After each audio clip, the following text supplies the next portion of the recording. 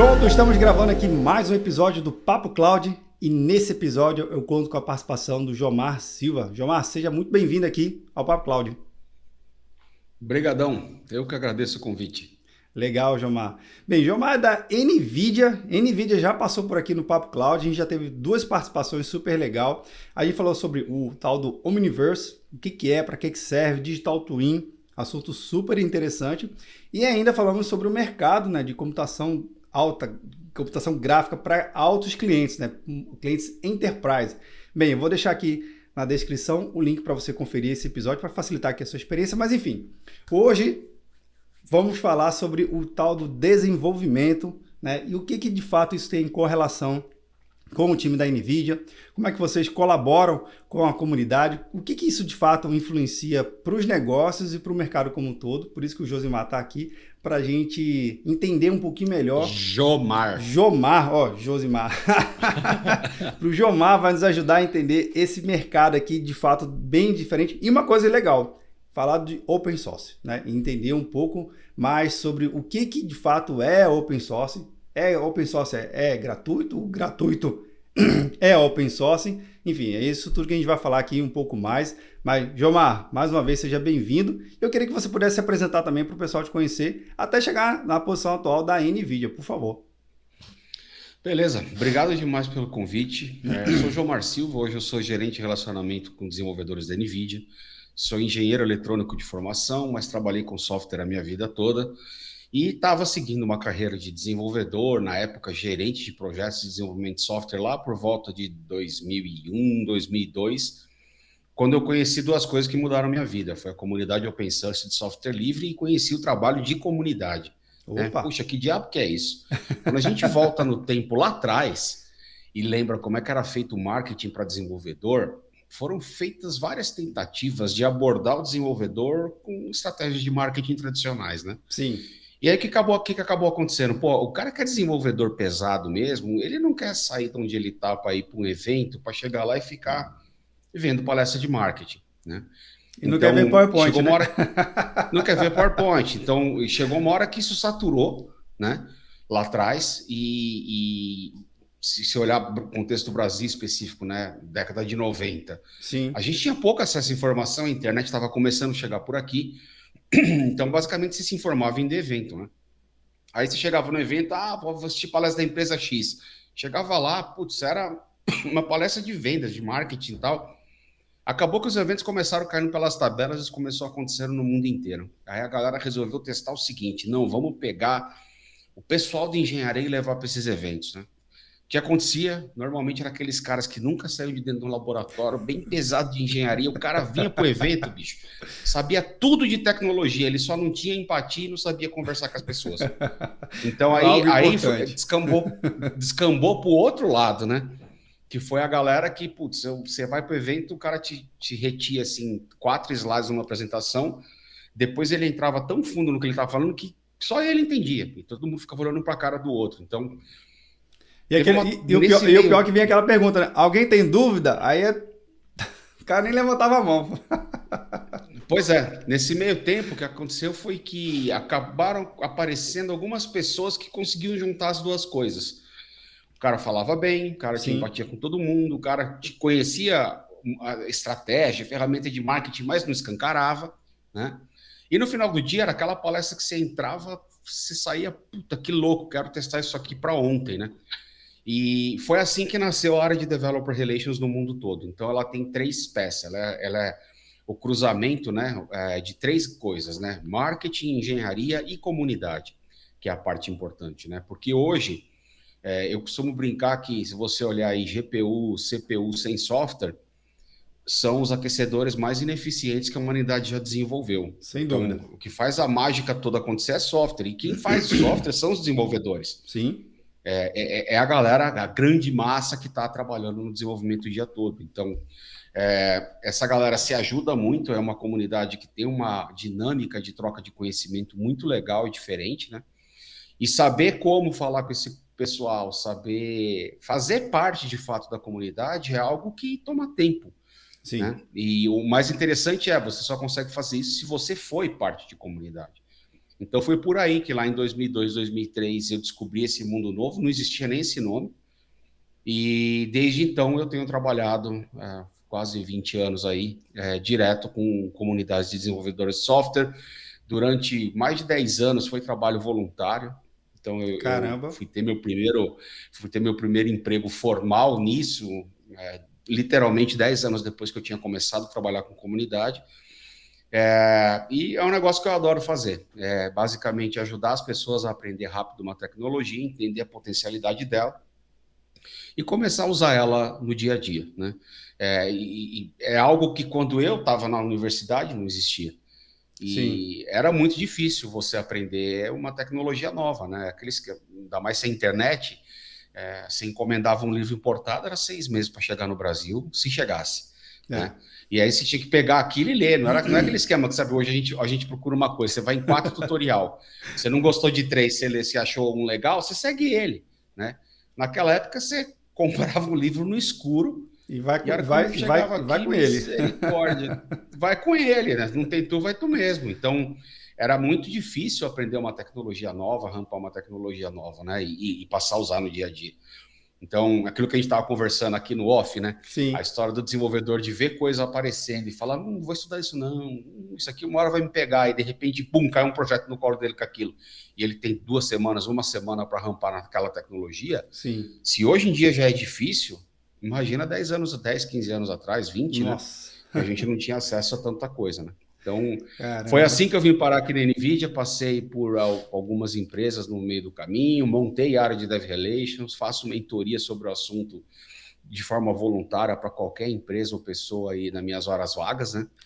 E é um treco que eu adoro fazer, né? Descomplicar a adoção de tecnologia, porque no final do dia, assim, eu acho que a gente tem muito síndrome de impostor no Brasil. Tem muito Nossa. desenvolvedor sensacional, inteligentíssimo e que não acredita no próprio potencial. Então, o fato de eu conseguir, com o trabalho, muitas vezes, tirar um monte de estereótipo e paradigma das tecnologias, as pessoas falam, caramba, eu sou capaz de aprender isso. E aquilo ali vira mais um portfólio no set de facas dele de Sim. cozinha de desenvolvedor. Cara, você tava falando de várias coisas aí que veio me resgatar a memória, né? Primeiro, você falou lá da década de 90, a gente não tinha a internet que a gente tem hoje, né? E até mesmo as relações entre pessoas na internet não era absolutamente nada a ver com o que é hoje. Então, mais na virada do ano 2000, eu me lembro muito da questão de as comunidades que não tinham esse nome, que você relatou bem, elas se encontravam muito nos fóruns, né? Era muito fórum, o cara sacudia uma pergunta lá, e aí começava aquelas threads de debate, discussão, artigos, blogs, e aí ainda não estava nem, na era de vídeo nem sonhava ainda, vídeo e internet não era coisa que se combinava. Era texto, imagem, no máximo um GIF animado ali, e alguém que se arriscava a fazer alguma coisa em Flash. Que eu acho que nem tem mais hoje essa questão do Flash, não existe mais um bom tempo. Mas assim, essa relação que você vê dessa evolução, a comunidade de hoje tem a mesmo modus operandi da comunidade antigamente ou não? Hoje você falou que, poxa, se você tinha que comprar o livro, às cegas, esperar e, enfim, comer aquilo ali que tinha ou tentar achar com alguma coisa emprestada. Então, acho que a comunidade, ela mudou também, ela se adaptou, ela está mais forte hoje, ela está mais integrada. Faz esse paralelo aqui que você viu, já que tem mais de 20 anos de experiência nessa área. Eu sou meio enviesado para essas coisas porque eu entrei na comunidade open source, né? Aquilo para mim, logo de cara, foi um negócio maluco, porque eu estava acostumado no mundinho corporativo, que tudo que você queria aprender ou era um curso, Sim, ou era um livro, e literalmente eu fui ver internet no meu último ano da faculdade, penúltimo ano, não existia internet no Brasil até então. Então, eu estava muito acostumado, tinha uma história que eu brincava, eu tenho até um anel do Senhor dos Anéis que eu costumo usar nos eventos, né? Era a história do My Precious, sabe? Era assim que sim, funcionava. Então, o cara que detinha um conhecimento, nossa senhora, ele era... E aquilo era o ativo dele, né? Quando eu entrei comecei a frequentar eventos open source e comecei a participar das comunidades ali, eu vi que era o contrário. Eu falei, puta merda, tem uns caras aqui que sabem um monte de coisa que eu não sei, e estão loucos para me ensinar, eu vou fazer a mesma coisa. Na época eu trabalhava, era especialista em gerenciamento de redes e monitoramento de servidor, etc e tal. E eu vi que a galera era maluca para aprender isso. Então, acabou que muito rápido a gente começou a trocar figurinha e assim, eu ia para um evento palestrar de um assunto e eu voltava conhecendo 4. Olha aí. E aí eu começava a estudar esses 4 e descobria onde é que estavam as conexões daquilo com aquilo outro que eu conhecia e meu amigo fazia a mesma coisa e o outro. Então, assim, rapidinho a gente conseguiu, como comunidade, como grupo coletivo, né, absorver muita coisa que vinha de fora, que estava sendo desenvolvida e as pessoas começaram se envolvendo nesse processo de desenvolvimento. Então, essa dinâmica de compartilhar, eu peguei a geração que não entendia isso. E o que eu acho louco, né, fazendo o fast forward para hoje, é quase o contrário, né? Hoje você dificilmente vai encontrar um estudante de ciência da computação, engenharia da computação, que tenha trabalhado com software proprietário. Porque na faculdade ele já começou a trabalhar com software livre, ele trabalha com open source, ele usa open source naturalmente. Compartilhar é base do dia a dia dele, responder uma pergunta no Stack Overflow, responder um treco num fórum, mandar um tutorial para um amigo, etc. Então, eu acho que a partir do momento que a gente conseguiu inverter a lógica do que era o My Precious da tecnologia e passar a transformar isso no aprendizado coletivo, foi um ponto de inflexão para mim na inovação. E a gente olha o mundo hoje, o que tem de inovação em software, né? Sem isso nada teria acontecido e sem comunidades nada teria acontecido. Então, eu acho que a grande diferença das comunidades do passado para hoje é que hoje já se tem como padrão compartilhamento. Então, participa de comunidade, pessoa que é aberta a compartilhar, aprender e ensinar. E a maioria hoje aprende a fazer isso na faculdade. Então, a galera já sai com uma pegada completamente diferente do que era no passado.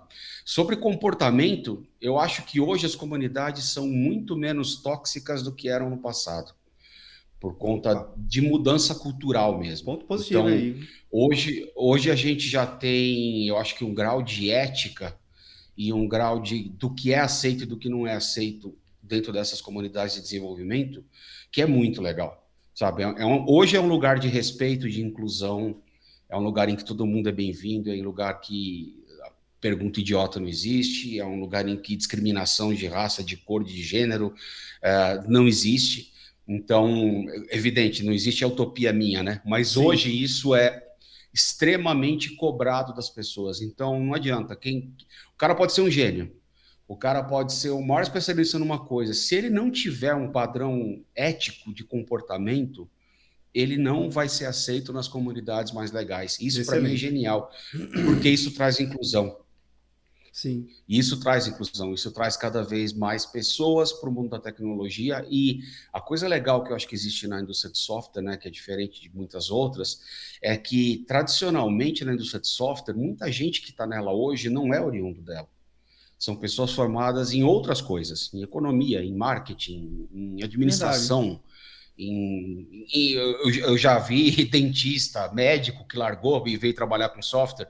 Então, essa profusão de backgrounds e de conhecimentos é um negócio muito interessante porque traz uma riqueza e uma diversidade muito legal.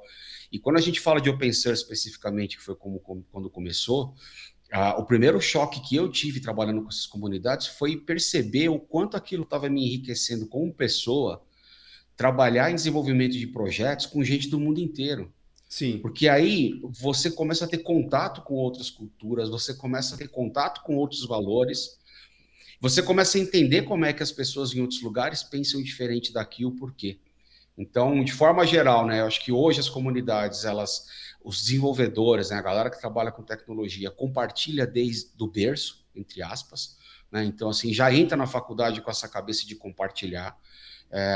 E eu acho que a toxicidade dessas comunidades tem caído muito e tornado elas lugares muito, muito mais legais para você estar, para você interagir, para você poder falar, se expressar, etc.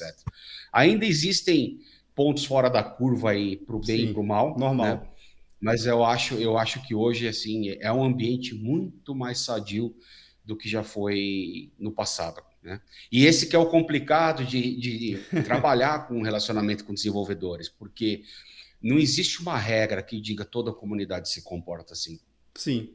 Cada comunidade tem um código de ética escrito e um que não é escrito. Cada comunidade tem uma organização que às vezes está escrita, às vezes não está. E cada comunidade tem uma dinâmica completamente diferente. Então, para conseguir entender isso, você de fato tem que ser parte do que você está fazendo. Exato. Então não é aquela história, sabe, de não, vai ali fazer uma palestra, você sobe no palco, não fala com ninguém e volta. Hoje os convites vêm por conta dessas amizades do passado, Sim. do passado remoto, do passado recente. Então é muito mais do que subir num palco e fazer uma palestra, né? Muita gente brinca, o que você trabalha fazendo palestra? Pois vai é, nessa. né? É que às vezes para você fazer uma palestra de 40 minutos, teve 16, 20, 30 horas de preparo de material. Ou às vezes 20 anos de carreira, né? Um pouquinho, né? Você brincou do quem sabe faz ao vivo, né? Quando aconteceu a pandemia, eu tinha acabado de trocar de empresa e eu estava montando uma área de Dev Relations, né? E eu lembro que eu fui contratado e o cara falou, cara, a gente tem um auditório legal pra caramba no escritório que a gente não inaugurou ainda, fizemos um estúdio lá para poder gravar vídeo, tal. Não, foi bem na semana da quarentena ali. Nossa. Esses 15 dias fechados, no máximo um mês, depois a gente vai para lá. Eu trabalhei 2 anos e pouco na empresa, eu nunca pisei no escritório. Então, aí a gente teve que se reinventar, né? Pô, que diabo é isso de fazer live? Como é que funciona essa história? Como é que eu chamo as pessoas? Nossa. Com quem que eu converso? Como é que etc, eu vejo, né? Foi muito maluco, assim, algo muito experimental, né? Eu brinco que, como alguém que adora fazer palestra, encontrar gente, etc., a pandemia me cegou no começo. Porque, assim, eu estava falando para uma câmera no meu quarto, eu não estava no evento. Mas a hora que eu olhava do outro lado, eu falava, caramba, tem 2.000 pessoas ali. Opa. Que negócio louco é esse que está acontecendo, Como é que é entendeu? Isso? E aí acho que vem a importância das outras coisas que eu falei, né? Quem são essas Sim. pessoas que estão lá? Antes eu ia fazer um evento em São Paulo, era a galera de São Paulo. Eu ia fazer um evento em Salvador, era a galera de Salvador. Você abre a câmera e você está ao vivo na internet, você não sabe quem está do outro lado. Exato. Você não sabe onde as pessoas estão. Então, se policiar com uma série de coisas, ainda mais ao vivo, né? Sim. Foi um aprendizado muito grande. E é o que eu falei, a gente conseguiu isso em comunidade. Não foi um gênio da lâmpada que falou, é assim que faz live para tecnologia. Cara, a gente trocava experiência pra caramba. Puta, testei esse modelo, testei aquilo. Explica para mim, isso, troca. Explica para mim. Fizemos, assim, loucuras em evento de tentar modelo novo, né? E acabaram saindo muitas coisas legais. E é o que eu falei, todo mundo se ajudando, trocando informação. Rapidinho a gente conseguiu descobrir como é que funcionava. Então, teve uma época que, as câmeras do notebook não dá, fica muito feia a imagem, não sei o que lá. Cara, saiu cada um comprando um modelo de câmera testando, outra e não sei o que lá, e chegamos num negócio, isso aqui mais ou menos dá para todo mundo, fechou. Microfone, mesma coisa, iluminação, como é que você faz setup? Então, teve amigo meu que investiu 25 mil reais num setup profissa para fazer live, né? Teve outro que, cara, não tenho, eu vou com 1.000 aqui vou com o que resolver minha vida. E resolveu, conseguiu fazer o que precisava, né? Então, acho que essa troca ela vai além da tecnologia em si, e trabalhar com relacionamento com desenvolvedores é muito isso, sabe? É sentir a dor do cara, né? Então, pô, se eu vou ensinar ele a usar uma biblioteca nova, vou ensinar ele a usar uma tecnologia nova, eu preciso usá-la primeiro. É a história do eat your own dog food, sabe? Eu tenho que usar e olhar para aquilo e falar, putz, esse negócio aqui não tá bom ainda não, mas beleza. Eu vou pegar a parte que tá legal e vou ensinar a galera, tem esse pedacinho aqui que tá meio estranho. Se tiver problema, é assim que sai dele, né? Então, eu acho que como você vê, é muito diferente de ser um engenheiro só, é muito diferente de ser um cara de marketing só, e é muito diferente de ser só alguém de comunidade, né? Mas é uma delícia. Eu, graças a Deus, ao longo dos últimos anos, tive a oportunidade de formar algumas pessoas nisso, né? Ajudá-los a evoluir na carreira, porque ninguém forma ninguém, né? Mas dando feedback e orientação e etc. Hoje eu fico super contente de ver a minha turma de pupilos aí fazendo um monte de coisa legal, porque é divertido, né? No final do dia é isso, a gente tem que ajudar as pessoas a ter acesso à tecnologia, acreditar que é capaz de usar aquilo, ensiná-las como sair do zero e chegar no primeiro Hello World ali, e depois a motivação, depois a ladeira abaixo, de aprender, depois vai embora, né? Quantas tecnologias você não aprendeu assim? Pô, um monte. Não tinha nem, e às vezes não tinha nem livro. Às vezes era eu me lembro muito de algum até software proprietário, não tinha material de referência. A gente tinha que estudar o F1 dele, que era o Help. cara, abre o O help, help e lê o que tá lá. Se o que tá lá você não tá né? conseguindo entender, não tem outra fonte, só tem lá. Vai que atua. Não, e aí um perguntava para o outro e o outro ajudava o outro, etc. Então, assim, a gente já era meio acostumado com essa história de compartilhar Uhum, em algumas áreas aqui no Brasil por conta da nossa limitação de acesso, né? sim. E o legal que eu acho que, que a gente tem hoje na mão, né, é que, pô, a internet está aí, todo mundo entra, coloca coisa, tira coisa, se ajuda, né? Essa história de comunidade, né, como você falou, fórum, etc, né? O Aham. fórum mudou, o nome dele hoje é Telegram ou WhatsApp. A maior parte das coisas está ali. Ou Verdade. Slack, ou Discord, né? Eu, como sou old school, eu ainda adoro o fórum, por um único motivo. O fórum você entra lá e pesquisa. Então, nesses testes, né, Uhum. de pandemia, etc. Ah, não, vamos falar com a galera no Discord ou no Slack e tal. Eu olhei e falei, ó, eu sou velho, vocês vão falar que eu sou velho se eu falar que não é para fazer. Então faz. Só que olha o que vai acontecer isso, isso, isso e Já isso. tava prevendo já. 3 meses depois o pessoal voltava, putz, cara, realmente o Jomar, me negócio ficou ajuda aqui. complicado.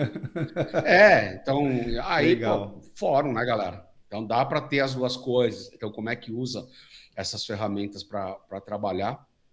E no final do dia é isso, é um monte de gente que gosta de compartilhar conhecimento. E o legal é que você é um bichinho, né? Ele é um vírusinho assim, ele Uhum. pega. Então, quantas vezes, quantas histórias ao longo desses anos todos, assim, eu vi de gente que estava assistindo palestra minha e hoje coordena evento.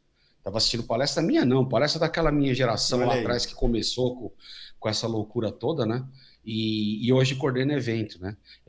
E uma coisa que eu acho legal, muitos anos atrás todo mundo perguntava e não se conformava por que a gente não cobrava para palestrar.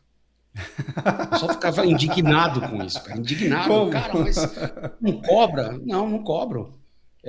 Faço por prazer, tal. Não, mas você tá louco, porque tem que Paga o cobrar, lanche porque aí que tá assim tudo não dá. certo. É, e o pessoal não se conformava. E faz uns anos que ninguém mais pergunta isso. É até o contrário, né? Então, Sim. hoje, para montar uma grade de um evento, para montar um evento de dia inteiro, é um problema, porque é muita gente legal para pouco tempo. Então, é a situação contrária, Sim. né? Antigamente É a um gente tinha que problema correr bom. atrás, puta, é problema bom, né? Conseguir dar espaço para todo mundo e trazer essa galera tal. Então, no final do dia, a primeira vez que eu fui participar num evento de Open Source fora do Brasil, eu fui palestrante no Open Source World Conference em Málaga. Eu não lembro o ano, se foi 2009, 2010, 2011, foi por aí. E a gente à noite foi jantar os palestrantes lá, e era toda uma galera de projeto Open Source que eu conhecia há mais de 5, 6 anos. Caramba. Só que eu era brasileiro e os caras todos europeus, né? Aí começaram a perguntar a história aqui do Brasil, que tinha umas lendas urbanas do Brasil lá, tal, começaram a perguntar as histórias, eu comecei contando, e aí lá para as tantas um dos caras virou para mim e falou: "Cara, parece que é super divertido ser parte de comunidade no Brasil". Eu falei: "Mas não é aqui?" Ele falou: Não, não é. "Não". Eu falei: Mas "Como não?" "Não, aqui a gente só tem o fórum, tem o IRC lá que conversa, troca código, etc". Eu falei: "Cara, mas vocês nunca saem para tomar uma cerveja igual a gente está fazendo aqui?" "Não". Aí na Mas, frente dele tinha um cara que ele já trabalhava junto há 5 ou 6 anos. Eu falei: "Peraí. Você sabe se ele é casado?" O cara olhou e falou: "Não". "Você sabe quantos filhos ele tem?" Falou: não. "Não". Eu falei: "Meu Deus do céu, eu que estou no Brasil sei". Então, aí ele falou: "Ah, Legal. mas vocês têm essa relação assim lá?" Eu falei: "Claro que tem. Essa que é a parte legal. Sim. Saiu da tecnologia pela tecnologia, a gente virou um grande grupo de amigos, né?" E aí um deles deu risada, falou: "Ah, vamos agendar o próximo happy hour então, para a gente começar a se forçar a fazer essas coisas." Olha E aí. começaram fazendo Que isso de legal, fato, cara. né? Então, e a galera que estava comigo naquela mesa é a galera que se fala até hoje, né? Então, eu acho que você vê que essa história de trocar cultura, trocar informação sobre cultura é importante até para isso, né? Não que eles tenham o mesmo grau de amizade, de afinidade que a gente consegue ter no Brasil, né? Na América Latina, por conta de cultura, mas assim, os caras já têm um nível de integração, um nível de troca de informação, de amizade diferente, né? Agora, Gilmar, cara, você tava falando de um milhão de coisas que eu acho que dá pra gente gravar um episódio de umas 100 horas, isso eu não tenho dúvida nenhuma. Mas tu comentou um negócio lá atrás que eu tenho essa dúvida já há um bom tempo. e que é justamente associado à evolução do hardware com o próprio desenvolvimento, né?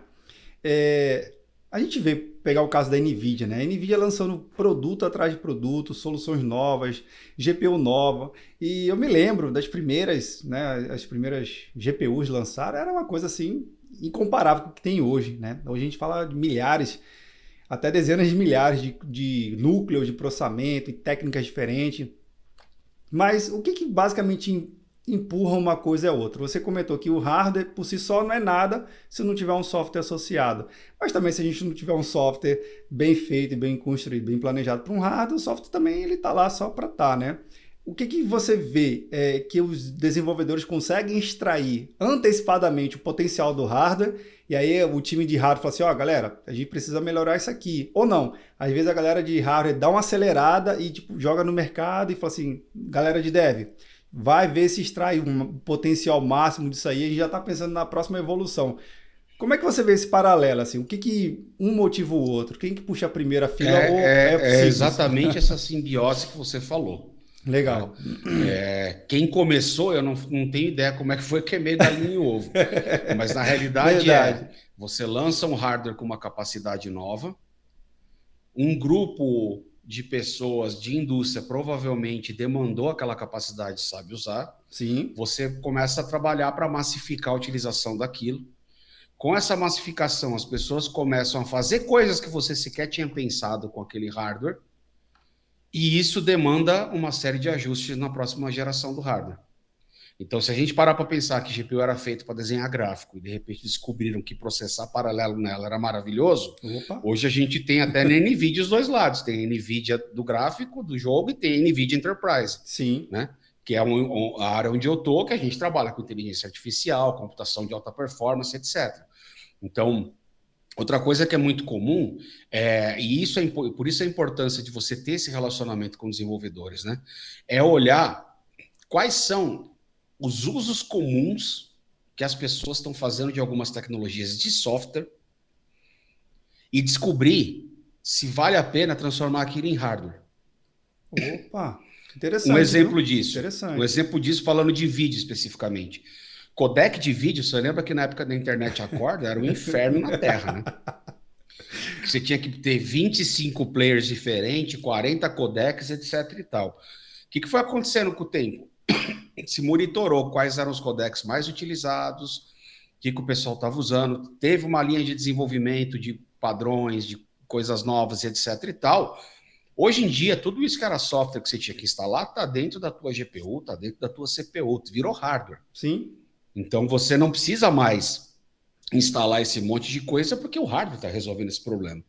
Então, essa relação entre desenvolvedores de software e desenvolvedores de hardware, ela é fundamental porque ela é uma via de mão dupla. Então, quando a gente, do ponto de vista de hardware, olha como o pessoal está usando software nele, a gente começa a ter insight do que mudar.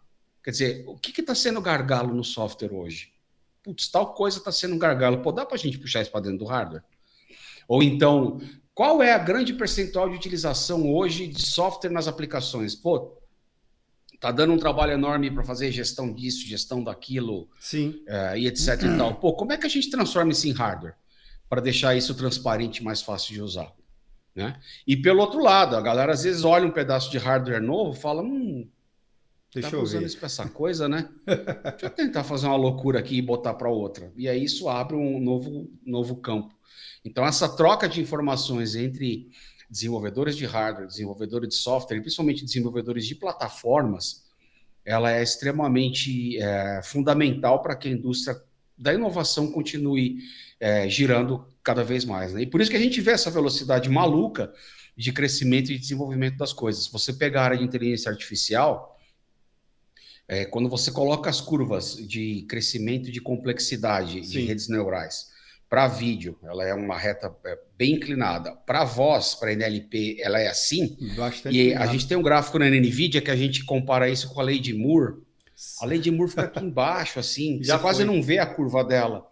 Porque a complexidade aumenta muito mais do ponto de vista de aplicação de software. E olhando para a IA especificamente, isso acaba acontecendo por conta dessa inovação que eu te falei. Então, uma coisa recente que aconteceu faz, sei lá, meses agora, né? Existe uma tecnologia para processamento de linguagem natural chamada Transformer. Ela que evoluiu grande parte do que está sendo feito, que foi um salto gigantesco de processamento de linguagem natural. Faz uns meses, os caras olharam para aquilo e falaram, se você olhar na essência desse problema, isso aqui pode me resolver um problema em processamento de vídeo.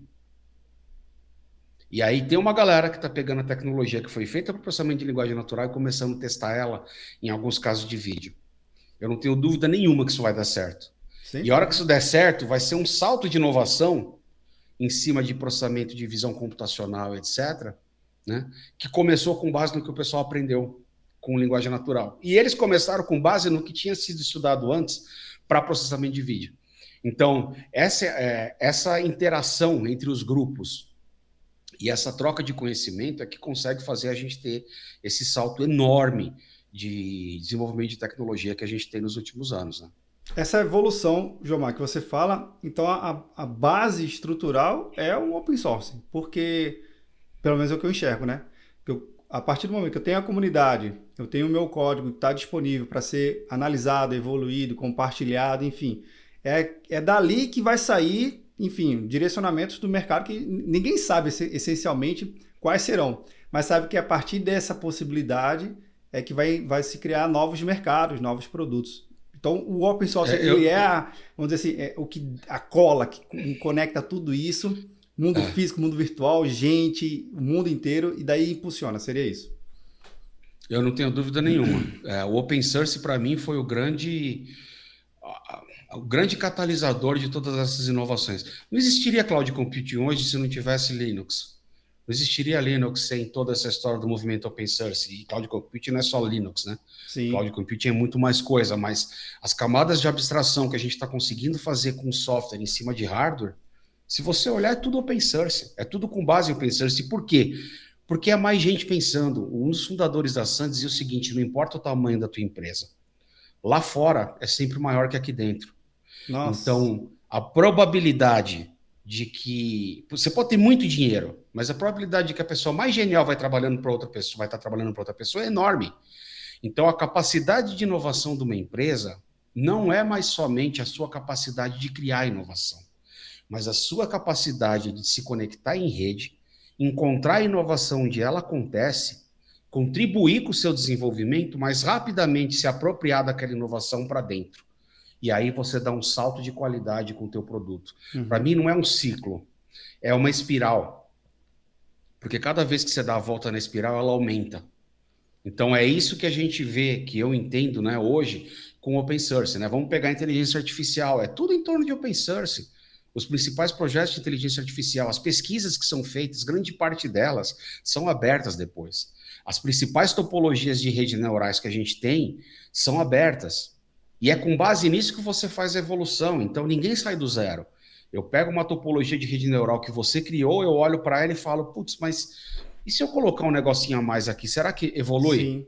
E a hora que eu faço isso e compartilho, o outro cara olha o meu e fala, puta, eu tinha pensado numa outra coisa, mas essa que ele fez é legal, vou colocar em cima. Massa. Então, esse compartilhamento de conhecimento é que faz com que a gente consiga avançar muito rápido. Né? E em determinadas épocas, a humanidade faz isso com muito mais propriedade. Sim. Com o começo da pandemia, eu vi um relatório do GitHub, se não me engano, do começo do ano passado, do meio do ano passado, né, mostrando a quantidade exponencial de crescimento de projeto na pandemia. E o interessante é que esses projetos eram em Python e tinham como tag Covid. Tá. Bom, se era em Python e tinha Covid, o que a galera estava fazendo? Usando ciência de dados e inteligência artificial para tentar resolver o problema de Covid. E, de fato, tem um crescimento exponencial Sim. disso. Então, você vê que muita gente parou o que estava fazendo para falar, cara, como é que eu ajudo nessa história? E aí é aquela história, é um trabalho de formiguinha enorme que vão criando bibliotecas, vão criando repositórios, vão criando coisas pequenas que, de repente, alguém junta aquilo tudo e aí a gente tem uma inovação disruptiva. Então, se pegar a história dos principais projetos open source, né, grande parte deles foi nessa base. Né? Trabalho de pouca gente, trabalho de formiguinha, que de repente alguém chega lá, começa a juntar aquela história inteira, aquilo vira uma coisa maior e vamos todo mundo construir essa coisa maior. Caramba, muita coisa pra gente falar, muita coisa. João, eu queria puxar um assunto aqui para um lado que é interessante. Beleza, quem está acompanhando até agora, aqui vendo ou nos ouvindo, tanto faz, né? A experiência aqui é Omni, onde você quiser você pode estar acompanhando o episódio. Fala assim, tá, Vinícius, mas eu entendi a questão da comunidade, eu realmente estou entendendo a questão do posicionamento da NVIDIA, mas como é que isso tudo se conecta? Como é que a NVIDIA ajuda, de fato?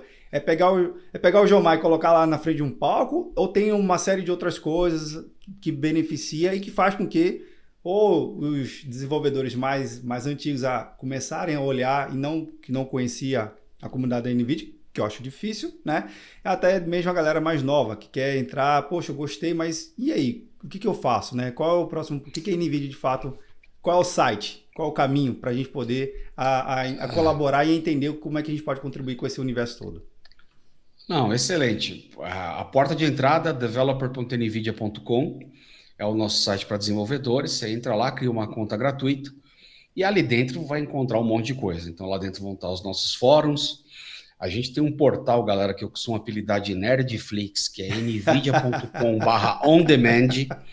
Ali Bem dentro, nerd para vocês mesmo. terem uma ideia, cara, no último evento que a gente fez em março, foram 800 palestras que foram parar nesse repositório. Putz. Tem tudo que você puder imaginar de aplicação de inteligência artificial, computação de alta performance, criação de mundo virtual e etc. Porque tem muita coisa que a gente vê no dia a dia na NVIDIA que as pessoas ainda acham que é ficção. Mas já existe, já está sendo feito. Então, nesse site vocês vão encontrar tudo. Ah, eu quero saber como fazer avatar virtual. Tem lá. Quero saber como fazer inteligência artificial aplicada em pesquisa do câncer. Vai ter lá. Quero saber como trabalhar com visão computacional em dispositivo embarcado. Tem tudo lá.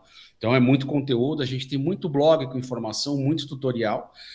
A NVIDIA hoje tem mais de 150 SDKs e mais de 500 bibliotecas, e muito disso é Caraca. open source.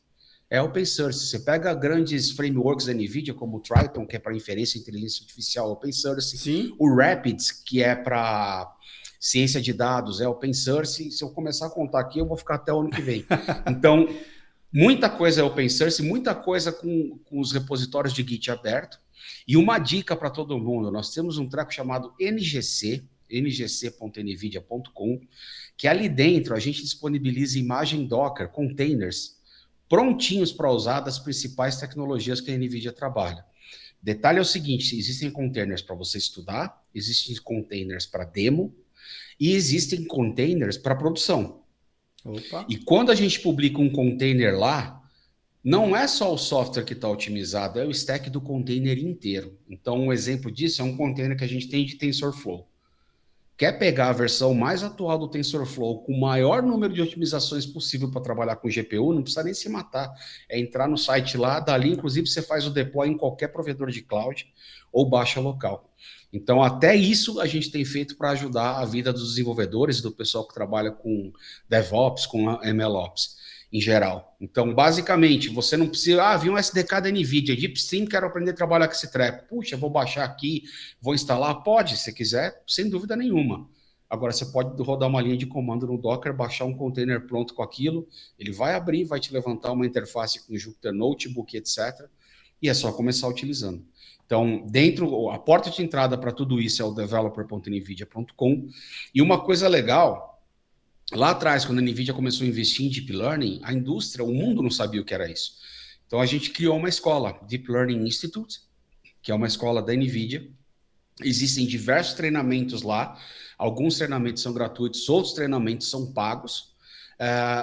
Você pode entrar lá e começar com os treinamentos gratuitos, vai ver código, vai ver exemplo, etc e tal, e vai se especializando de acordo com a tua necessidade, né? Então, eu preciso agora ficar muito especialista nisso, porque a minha empresa quer que eu utilize, etc e tal, tem treinamento pago lá, começo, meio, fim, avaliação, certificado, tudo bonitinho, né? E tem uma história interessante, muitas dessas coisas da NVIDIA de treinamento são pagas, porque já foram gratuitas, e quando foram gratuitas, o que a gente descobriu? Que as pessoas se inscreviam e paravam na metade.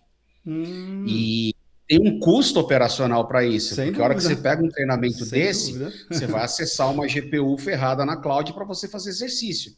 E aí a pessoa pegava o negócio lá e largava na metade. E falava, quer saber, pelo menos o custo a galera vai ter que pagar agora. né? E, de fato, hoje, a hora que a gente vê, os treinamentos pagos têm uma taxa de retenção, de finalização massa, muito maior do legal. que os outros, né? Mas, em geral, tutorial, blog, vídeo, YouTube, etc., tá cheio de coisas. Então, assim, vão lá no site da NVIDIA, acessem developers.nvidia.com, vocês vão ver muita coisa de tecnologia. Putz, encontrei essa tecnologia aqui, Triton, quero saber como é que eu uso isso. Vai no On Demand lá, vai ter vídeo, palestra de tudo, ó. Vai ter palestra de como é que instala e configura, vai ter palestra de como é que a empresa A, B ou C usa, vai ter palestra de arquitetura, vai ter sessão, tem um negócio lá que é muito legal, que é a sessão de pergunta e resposta, que eles colocam assim 15 caras especialistas naquilo. Olha Foi aí. gravado ao vivo. A palestra, a galera que entra para perguntar é quem já está usando, né?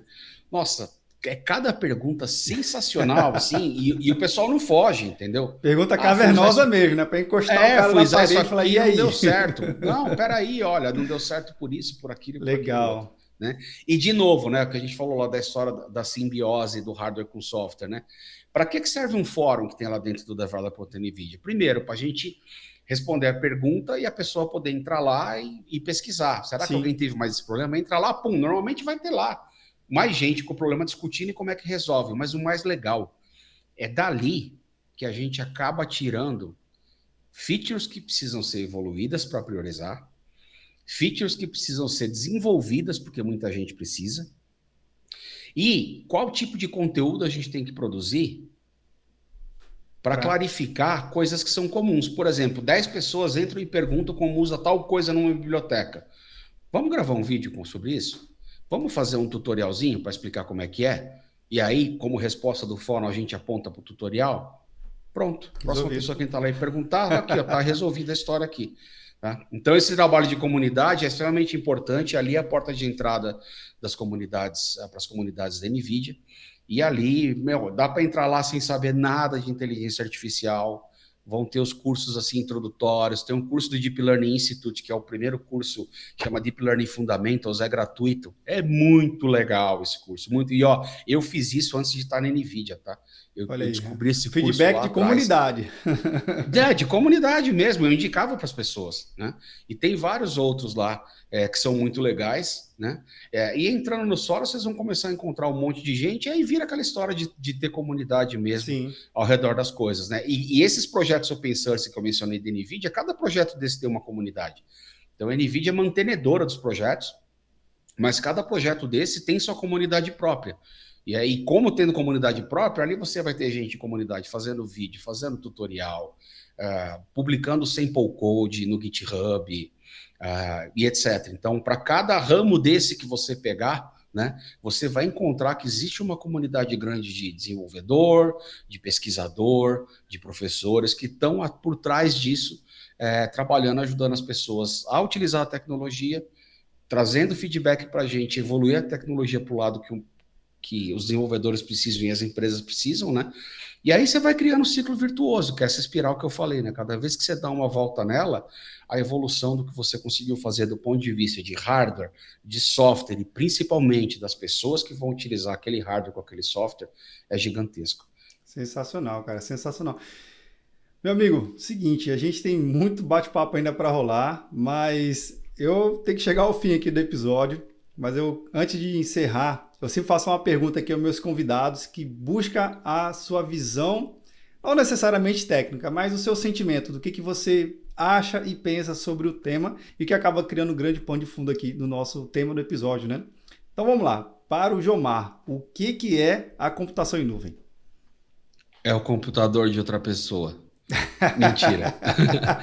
Falando sério, Cloud Computing para mim foi a tecnologia que o serviço, né, ou a infraestrutura que permitiu esse boom gigantesco de startups que a gente tem hoje. Sim. E que dá esse impulso para a inovação, né?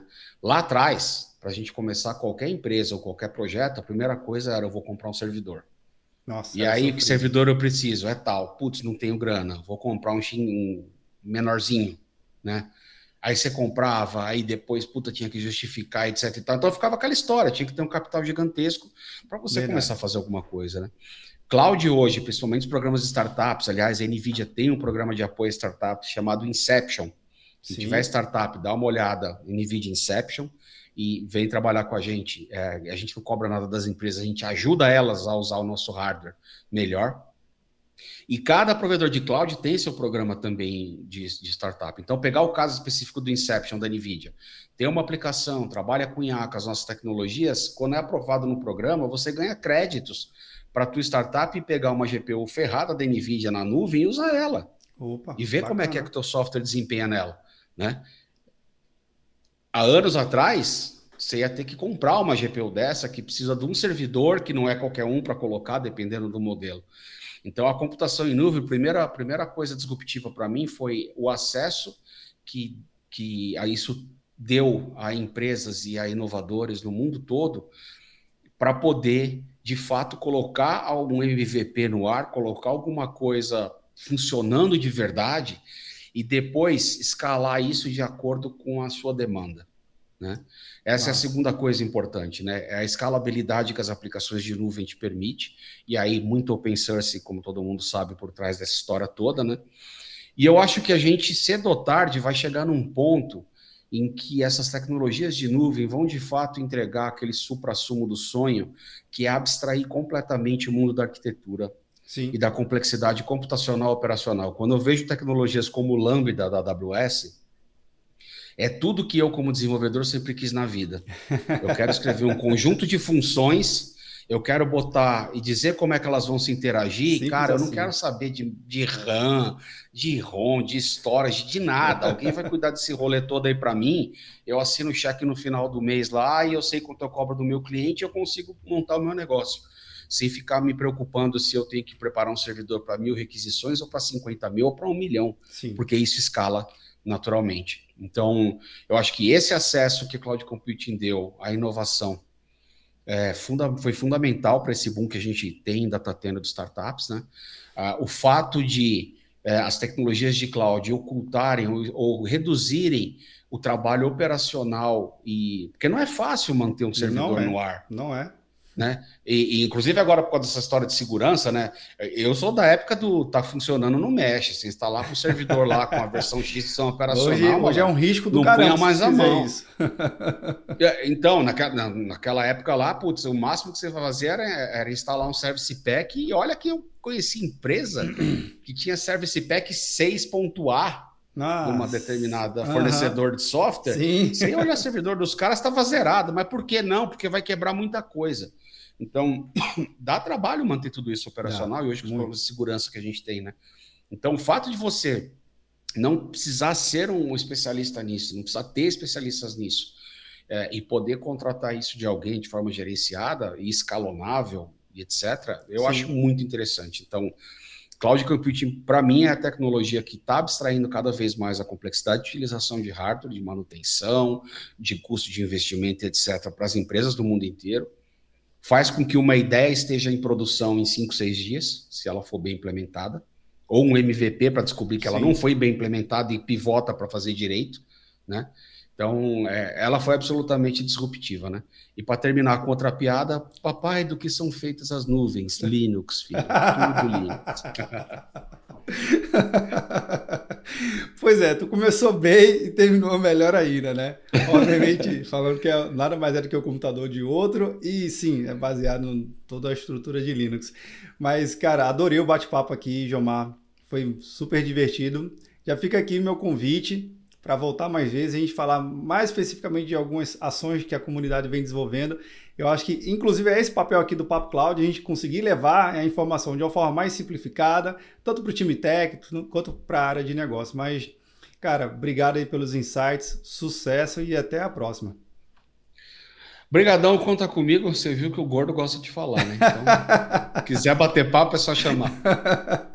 Bacana, fechado. Bem, e você aí que nos acompanha, vendo ou nos ouvindo, esse bate-papo não termina por aqui. A gente continua discutindo lá no grupo do Papo Cloud Makers. Link na descrição para facilitar aqui a sua experiência. Obrigado pela sua participação e audiência. E aí, tá na nuvem? Legal, fechou, massa demais.